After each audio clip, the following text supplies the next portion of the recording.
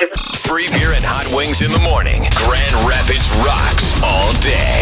97.9 GRD rocks. Mostly sunny today, 66 the high.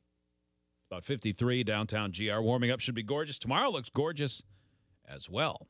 Yes, it does. We've got a chance for you to win $50 worth of Wild Time instant win tickets from the Michigan Lottery, part of a massive Million Monday. Caller number 7 right now at 770-WGRD or 1-800-947-3979. You could win up to $300,000. You could also win up to 15 times. For more info, you go to MichiganLottery.com. You got to be 18 or older to win. The Michigan Lottery puts some play in your day. So Saturday night, I was sitting in the bedroom. We had the windows open because it was so gorgeous outside. Yep. And my wife was downstairs, and I heard a large bang, a large boom, and I thought, all right, well, she's mad at Easter eggs because she was stuffing some eggs. Oh, yeah. And she slammed the door, and I'm like, look at that. And I'm like, oh, that is weird. That happens to all of us every Easter. Really out of character. And so she came up, and I go, everything okay? And she goes, yeah, why? I go, sounded pretty mad. And she goes, I did? So she was very confused. Now, she was in a basement. Yeah. In a storage room with the door closed because she didn't want the kids to catch the Easter bunny, so to speak. She didn't hear a thing. Now, we live pretty far south, like 76th Street South. And so what we heard there, it was still really loud. Like in hindsight, when I thought about it. So then I'm on Facebook a minute later, and I see everybody else from like the Wyoming Panhandle Association that I'm still on like a Facebook group with. Yeah. Talking about what was that? Like people going out to the garage to see if their husband had blown himself up.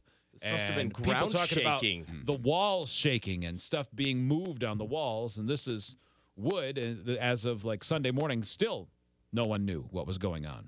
What caused a bit of a stir in the Granville area and really a lot of Kent County. Nearly 24 people have contacted 911 reporting that they heard a loud explosion sound happen around 8:30 tonight. Now, just into our newsroom, we actually have a viewer who caught the sound on camera. It's about 5 seconds into this video clip. Listen closely.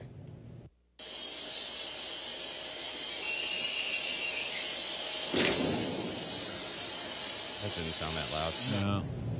They heard that boom there. I wasn't that startled. Some folks tell us that this shook their homes. Some folks telling us it sounded like a bomb went off. We don't know what it was at this point. Police are still trying to figure that out. They're asking anybody who does know what happened to give police a call. Oh, It's funny how nobody's gonna say because it's a homemade cannon or something. Do you remember we had a guy on the air who called and said that he somewhere in one of those industrial parks that they had like a cannon. Yes. And they would shoot it off every so often. Yeah, and you then don't put a freak shell out. in it. You just pack it. Yeah.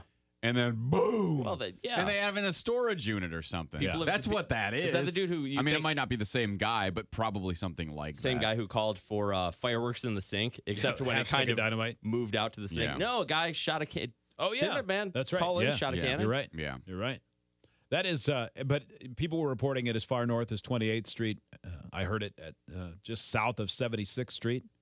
Wow. Pretty loud.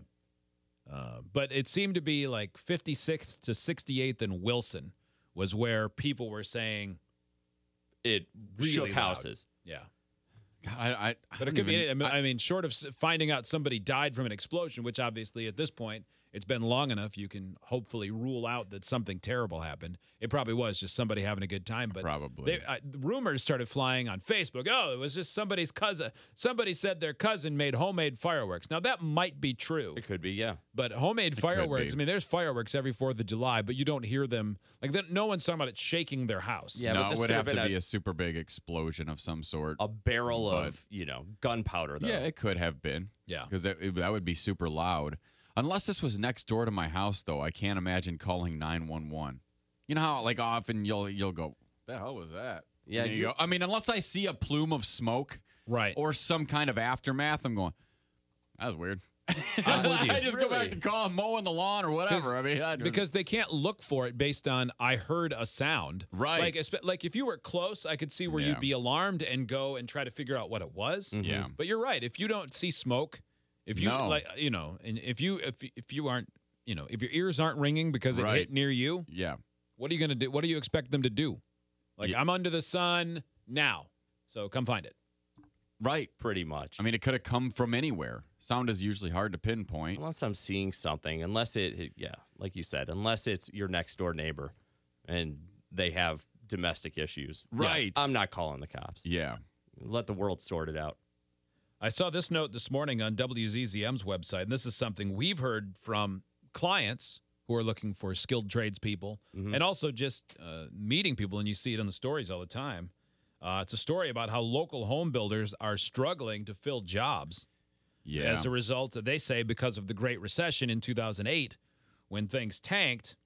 Those jobs were hit really, really hard, so a lot of people moved. Yeah, Or everybody moved on got to out of different it. careers. Or decided, I better not do this anymore or go into this. Yep. That's Yeah. what my brother-in-law did. Yeah. He was a builder, mostly commercial. He was building apartment buildings and Yeah. stuff. The recession hit, and now he works on machines. He just quit doing it. A guy named John Bitely runs a company called Sable Developing. He says, we're dealing with issues. The downturn 6 to 8 years ago was so discouraging, it's hard to get excited.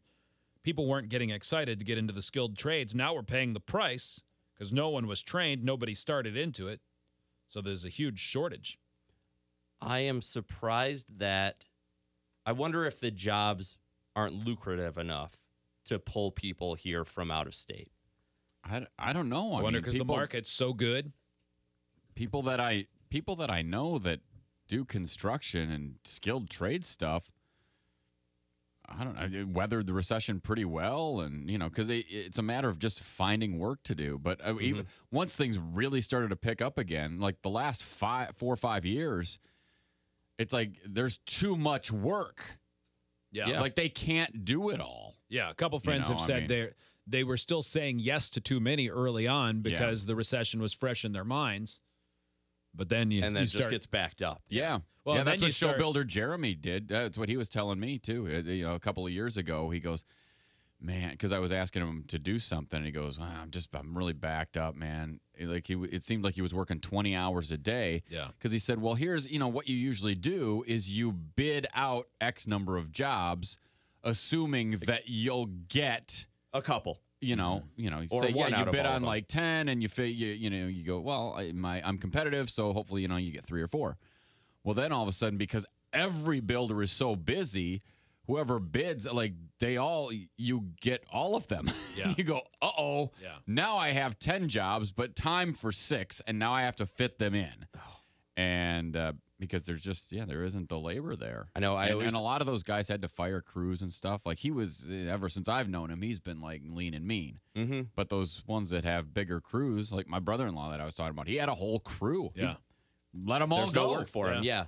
Like, Jeremy is and so busy. I always felt bad just calling him to see if he knew a guy who could do something Right. for me, or ask him any questions home related. Mhm. Like, don't call Jeremy. Yeah. You got to call him for a beer, and that's it. Right. Yeah. He's going crazy. Yeah, so save up your housing questions, buy him a beer, and then pepper him with them. Yeah. That's what you do. I'm Get the him same way drunk, with get him to agree Jeremy. to do a lot of weird work for you. Yeah. Lube him up and then pump him full of questions. That's right. Yeah. Well, we're trying to get like our front window replaced in the house, No one and, wants to do that. and it was 6 weeks. Yeah. Like from the time we signed the paperwork, Yeah. and they said, "Well, we'll try to get you in around 6 weeks." Yeah. Like, really? For one window?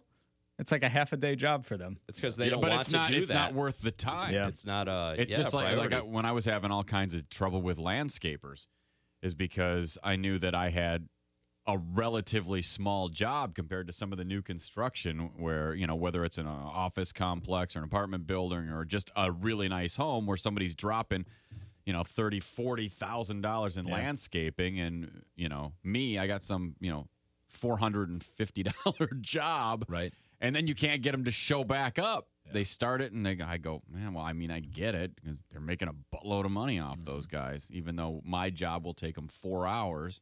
It's not worth their time. So, Well, we'll see. If you're looking for a job, We will. yeah. If you're looking for a job, you have one. If you're looking, does you're seem not like it. around here. that does seem like it. Yeah. I mean, Yeah. I remember when we moved to Omaha in 1996, they were going through a similar boom to what Grand Rapids is now. And the mayor there was a story done about how unemployment was so low in that area at the time that they did a piece on 60 Minutes, and the mayor gave out his phone number and said, if you want to move to Omaha, here's my phone number. I'll get you a job.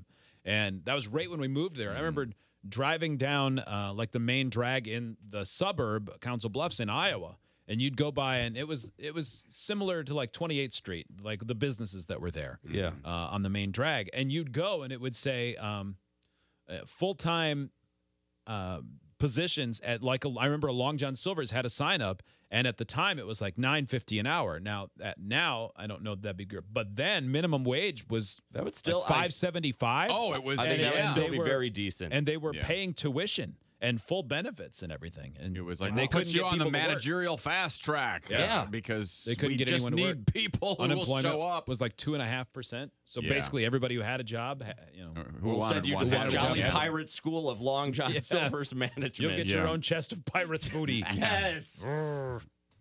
It's Ghost. That's all for today. See you later. 97.9 GRD Rocks.